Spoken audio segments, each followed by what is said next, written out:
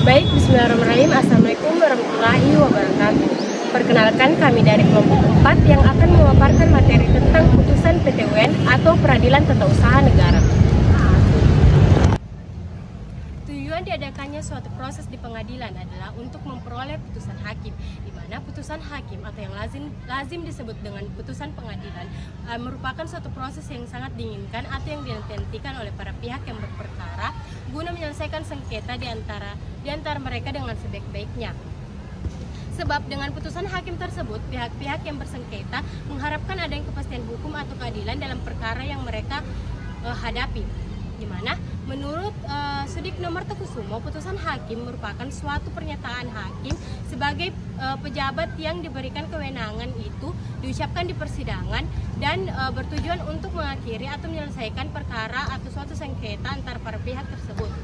Dipandang dari isinya, putusan dapat dikualifikasikan dibagi menjadi 3, yaitu yang pertama putusan deklaratoir, kedua putusan konstitutif, dan ketiga putusan kondemnatoir, di mana putusan deklaratoir merupakan berisi pernyataan tentang keadaan hukum yang sudah ada dan tidak menimbulkan keadaan hukum baru. Yang kedua, putusan yang bersifat konstitutif adalah putusan yang menimbulkan hukum baru atau meniadakan keadaan hukum lama, di mana begitu putusan hukum ditetapkan maka sudah terjadi keadaan hukum baru. Sedangkan putusan kondemnatoir adalah putusan yang berisi penghukuman atau kewajiban untuk melaksanakan sesuatu bagi para pihak berperkara. Pada putusan peradilan tata usaha negara, ada kalanya putusan yang bersifat kondemnatoir, dapat juga merupakan putusan konstitutif. Pernyataan batal atau tidak sah suatu keputusan bersifat ekstun, hanya bersifat deklaratoir. Putusan yang bersifat konstitutif, misalnya putusan pembebanan pada pembayaran ganti rugi, pembebanan pelaksanaan rehabilitasi, dan penetapan penundaan pelaksanaan keputusan tata usaha negara atau KTUN, yang berakibat tertundanya keberlakuan suatu keputusan pemerintah untuk sementara. Putusan yang bersifat konstitutif, walaupun menimbulkan keadaan hukum baru yang meniadakan hukum lama, namun tidak langsung dapat terlaksana dan memerlukan putusan penghukuman sebagai tindak lanjut agar materi putusan konstitutif menjadi nyata. Oleh karena itu, yang relevan untuk yang dilaksanakan adalah putusan yang bersifat kondemnatoir. Apabila dihubungkan dengan bentuk putusan yang diatur dalam Undang-Undang Nomor 5 Tahun 1986, maka putusan yang bersifat kondemnatoir mencakup A. Kewajiban mencabut keputusan administrasi yang telah dinyatakan batal. Hal ini terdapat pada pasal 97 ayat 9 huruf A. B. Kewajiban mencabut keputusan administrasi dan menertibkan keputusan pengganti. Hal ini terdapat pada pasal 97 ayat 9 huruf B. C. Kewajiban menertibkan keputusan dalam hal objek sengketa keputusan fiktif negatif. Hal ini terdapat dalam pasal 97 ayat 9 huruf C. D. Kewajiban membayar ganti rugi. Hal ini juga terdapat dalam pasal 97 ayat 10.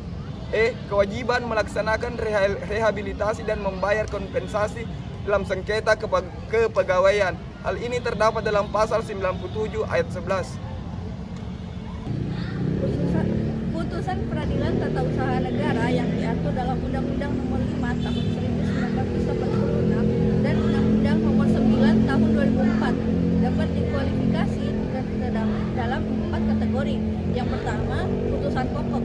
Putusan pokok yaitu pernyataan batal atau tidak sah keputusan administrasi negara yang disengketakan. Tuntutan berdasarkan pasal 53 ayat 1 Undang-Undang Nomor 9 Tahun 2004. Kemudian yang kedua, putusan tambahan. Dalam hal gugatan dikabulkan, maka dalam putusan tersebut dapat ditetapkan kewajiban yang harus dilakukan oleh pejabat pemerintahan yang mengeluarkan keputusan. Kewajiban tersebut berupa: yang pertama, pencabutan keputusan administrasi negara yang bersangkutan. Yang kedua, pencabutan keputusan administrasi negara yang bersangkutan dan menerbitkan keputusan baru.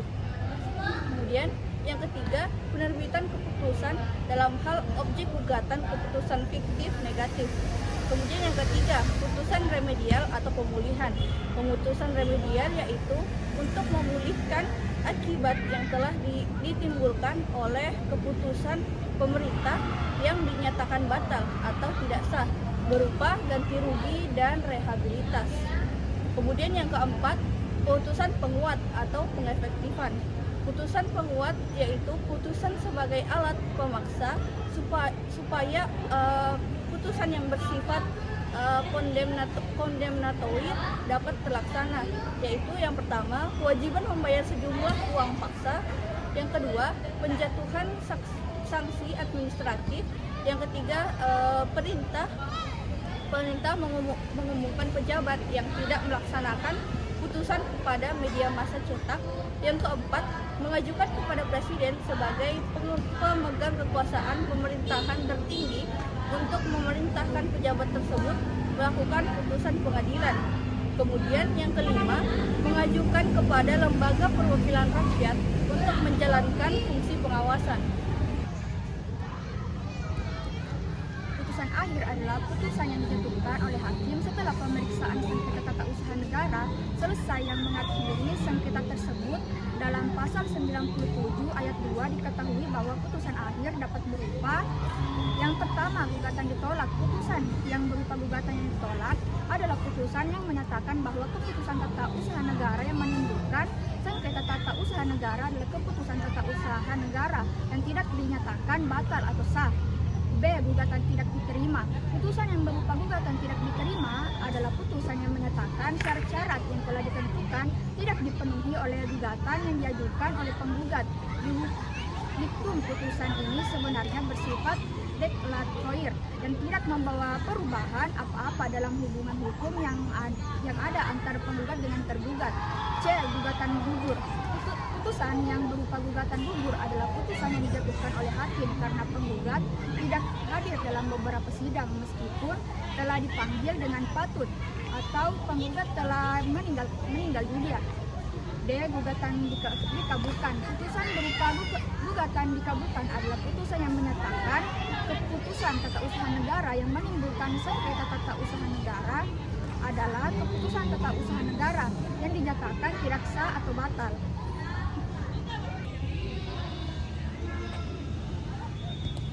Dalam hal putusan, pasal 109 ayat 1 menyebutkan suatu keharusan bahwa putusan harus memuat yang pertama, kepala putusan yang berbunyi demi keadilan berdasarkan ketuhanan yang Maha Esa.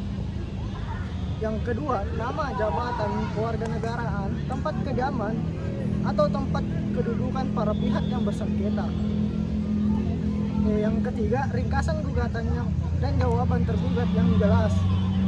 Yang keempat, pertimbangan dan nilai setiap bukti yang diajukan dan hal yang terjadi dalam persidangan selama sengketa itu diperiksa. Yang kelima, alasan hukum yang menjadi dasar putusan. Yang keenam, amar putusan tentang sengketa dan biaya perkara. Yang ketujuh, hari tanggal putusan, nama hakim yang memutus, nama panitera, serta keterangan tentang hadir atau tidaknya para pihak. Itulah tadi pemaparan dari kelompok kami. Sekian dari kami. Wabillahi taufiq wal hidayah. Wassalamualaikum warahmatullahi wabarakatuh.